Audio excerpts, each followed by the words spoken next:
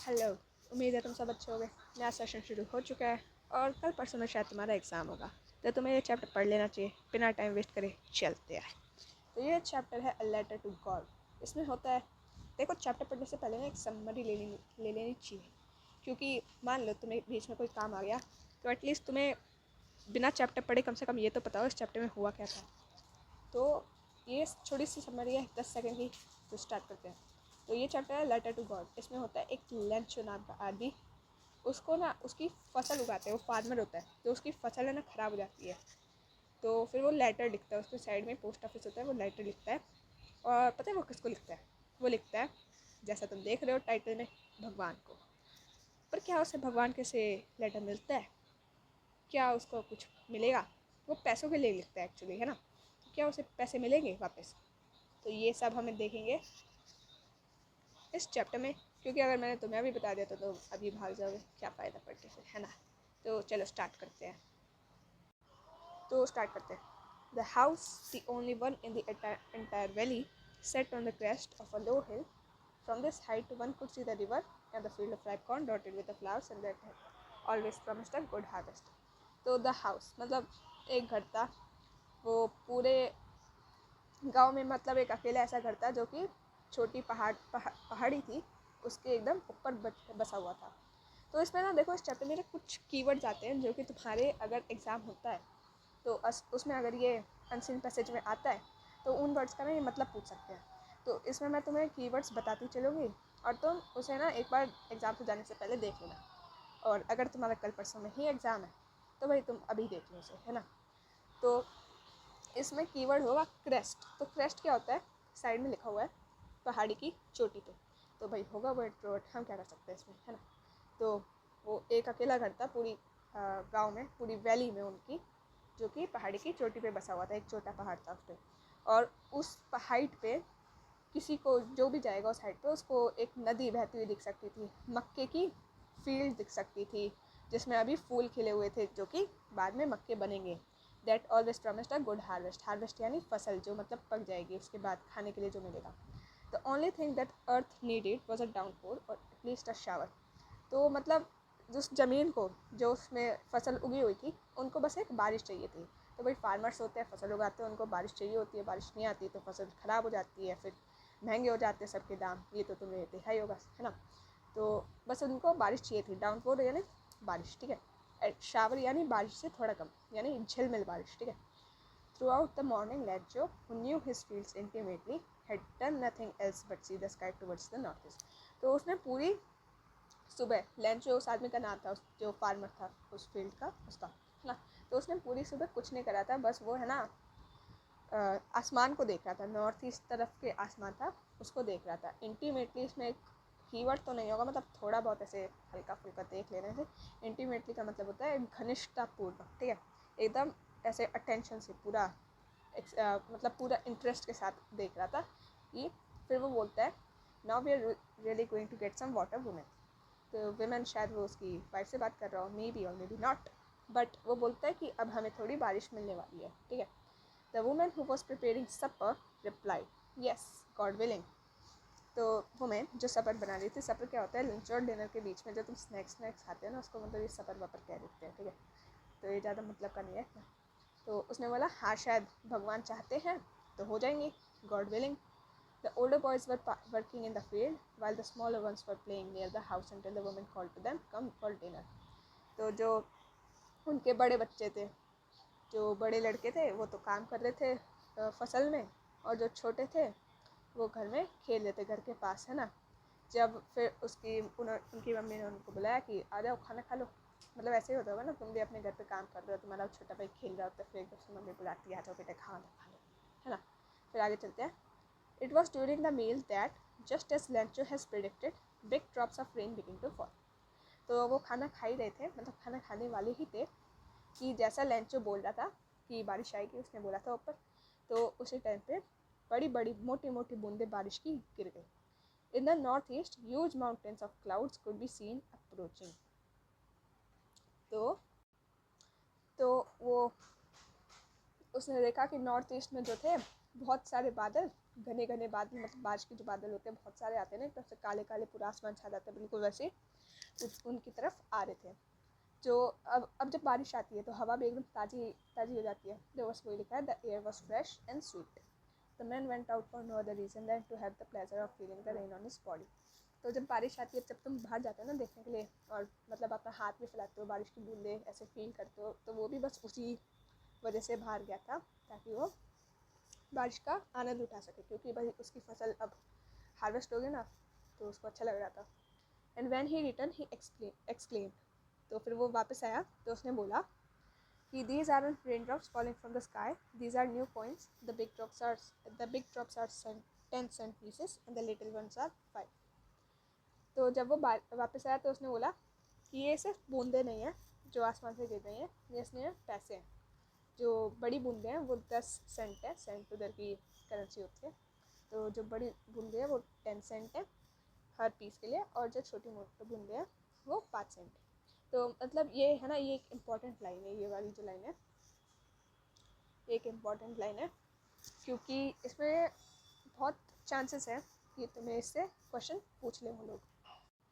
और इसका जो मतलब है वो मतलब यही है कि जो ये बूंदे होंगे वो उसकी फसल उगाएंगी, फिर वो फसल बेचेगा, फिर उसको पैसे कमाएगा। तो मतलब वो यही बोल रहा था कि मतलब इनडायरेक्टली जैसे बोल सकते हो ना तुम लोग कि जो बारिश हो रही है उसकी वजह से उसके पास पैसे आएंगे, तो उसने इनडायरेक्टली उन बारिश को ही उसका पैसा बोल दिया है। तो जो मोटी बूंदी बूंदे होंगे वो ज़्यादा जल्दी फसल लगाएंगे, तो उसको महंगा दाम दिया उसने। ठीक है, फिर आगे चलते हैं। With a satisfied expression, he regarded the field of ripe corn with its flowers draped in a curtain of rain। तो उसने मतलब वो बड़ा खुश हो गया था कि ऐसे जो फूल उगे हुए थे मक्के के, जो कच्चा मक्का था जो अब उगने वाला है, जो अब उगेगा, ड्रेप्ड इन अ कर्टन, ड्रेप्ड मतलब साइड में लिखा हुआ है, कवर्ड विथ क्लोथ, है ना। तो ड्रेप्ड मतलब बारिश के ऐसे ब्लैंकेट में, मतलब बारिश आती है तो ऐसा वाइट वाइट हो जाएगा ना पूरा, और जब अगर तुम कभी खेत में गए हो तो मतलब पूरा ऐसा छा जाता है, और वो जब बारिश उन पर गिरती है फसलों पे, तो तुम्हें ऐसा ही लगता है मतलब पूरा ना ब्लैंकेट से वो कवर हो गया बारिश के। ठीक है, but suddenly a strong wind begin to blow and along with the rains very large hailstorm begin to fall. तो भाई इस पॉइंट से हमारी कहानी होती है असली में शुरू। सब इंटरेस्टिंग, बहुत इंटरेस्टिंग कहानी है, तो इधर से स्टार्ट होती है। लेकिन एकदम से क्या हुआ, जब इतना मतलब खुश हो रखा था, एकदम से तेज़ तेज़ बारिश आने मतलब विंड आने लग गई, हवा आने लग गई, बहुत तेज़ हवा चलने लग गई, और बारिश के साथ साथ हेल स्टोन्स होते हैं ओले, वो वाइट कलर की आइस क्यूब सी गिरती है ना बारिश में, उनको ओले कहते हैं, और उन्हीं को हेल स्टोन्स कहते हैं, जो वो भी उनके साथ गिरने लग गए। This truly did resemble new silver coins. तो अब मतलब एक ह्यूमरस वे में लिखा हुआ है कि हाँ ये तो मतलब सिल्वर कॉइन्स को जैसे दिखते तो थे, है ना, लेकिन थे नहीं, क्योंकि अब उनकी फसल बिगाड़ देंगे। The boys exposing themselves to the rain run out to collect the frozen pearls. तो अब जो बड़े लड़के थे, उनके बड़े लड़के छोटे लड़के जो भी थे, तो वो बाहर गए बारिश में भीगने के लिए, और फिर उन जो ओले गिर रहे थे उनको फ्रोज़न पर्ल्स कहा गया। तो तुम्हारे अनसीन पैसेज में आ सकता है कि फ्रोज़न पर्ल्स जो है पैराग्राफ में, उसको मतलब किसको इंडिकेट कर रहा है वो। तो जो लड़के थे वो बाहर ओलों को कलेक्ट करने चले गए। It's really getting bad now, explain the man. तो ये लेंचो जो था इसने बोला अब तो ये बुरा हो रहा है, क्योंकि अब अगर ओले वोले गिरेंगे तो उसकी जो फसल है वो ख़राब हो जाएगी। I hope it passes quickly, it did not pass quickly. उसने बोला मैं आशा करता हूँ ये जल्दी बीत जाए, मतलब ज़्यादा नुकसान ना हो उसकी इसको फसल को। पर स्टोरी में लिखा है कि वो जल्दी नहीं बीती। For an hour the hail rain on the house, the garden, the hill side, the cornfield and the whole valley. तो मतलब इन्होंने लिख रखा है कि जो ओले वोले थे 1 घंटे तक गिरते रहे उनके घर पे, उनके गार्डन पे, उनकी पहाड़ की चोटी पे, पहाड़ के साइड में, उनकी फसल पे, और पूरी वैली पे, है ना। The field was white as if covered with soil. तो फील्ड वॉज जो फील्ड थी वो ओले गिरे थे उस पर, तो वो एकदम सफ़ेद हो गई, जैसे नमक से कवर कर रखी है उसको, है ना। तो इसमें ये भी हो सकता है कि सॉल्ट को किससे कंपेयर करा गया है, तो तुम लिख देना उसमें हेल स्टोन। ठीक है, फिर अगला पैराग्राफ पे चलते हैं। Not a leaf remained on the tree. मतलब अब जो पैराग्राफ है वो थोड़ा उसके बाद में आ गया है कि स्टोम जब ख़त्म हो जाता है उसके बाद में क्या कंडीशंस थी। ठीक है, तो not a leaf remained on the trees, अब जो हाँ मतलब इस पे भी क्वेश्चन आता है, ठीक है, कि जो ये तूफान चला गया तो उसके बाद लेंचो ने उसको कैसे मतलब फेस करा, उसने क्या बोला और क्या क्या हो गया, मतलब ये पीछे क्वेश्चन आंसर्स में भी इसका एक क्वेश्चन है, तो ये तुम याद कर सकते हो, ठीक है। Not a leaf remained on the trees, मतलब पेड़ों पे एक भी पत्ती नहीं बची। कॉर्न वॉज टोटली डिस्ट्रॉयड, उसकी जो फसल थी वो डिस्ट्रॉयड हो गई। और फ्लावर्स चले गए सब पौधों में से, तो अब फ्लावर्स नहीं रहे तो फसल कहाँ से आएगी, है ना। Lencho soul was filled with sadness, अब लेंचो था वो बेचारा फार्मर था, वो उधर से कमाता था, उसने बेचारे ने इतनी मुश्किल से फसल पैदा करी थी और अब वो टूट गई तो उसका दिल भी उदास हो गया। When the storm had passed, he stood in the middle of the field and said to his sons. तो जब तूफान चला गया तो वो अपनी फसल के बीच में जाके खड़ा हुआ और उसने अपने बच्चों से बोला, A plague of locusts would have left more than this. The hail has left nothing.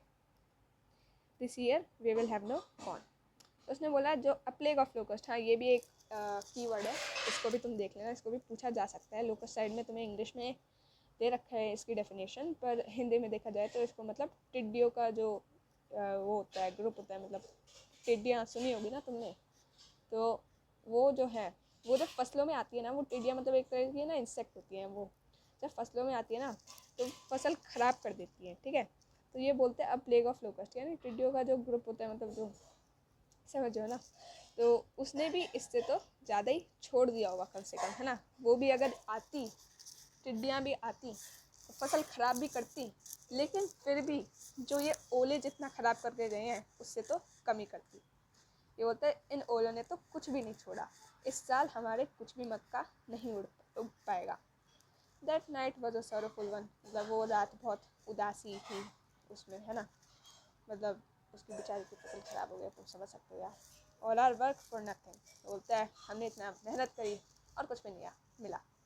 Theirs no one who can help us, will go hungry this year, अब हमारी मदद कोई भी नहीं कर सकता, हमें इस साल भूखा रहना पड़ेगा।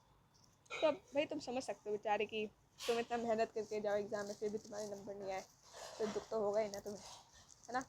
तो इधर से हम पार्ट 1 इधर ख़त्म करते हैं, फिर पार्ट 2 नेक्स्ट वीडियो में देखते हैं, क्योंकि थोड़ा सा लंबा चला जाएगा। पर भाई तुम्हें देख लेना चाहिए, तो मुझे पूरा विश्वास है तुम्हारा कल परसों में एग्ज़ाम है और तुम लास्ट मोमेंट पे देख रहे हो, तुम्हें देख लेना चाहिए, ठीक है। बाय।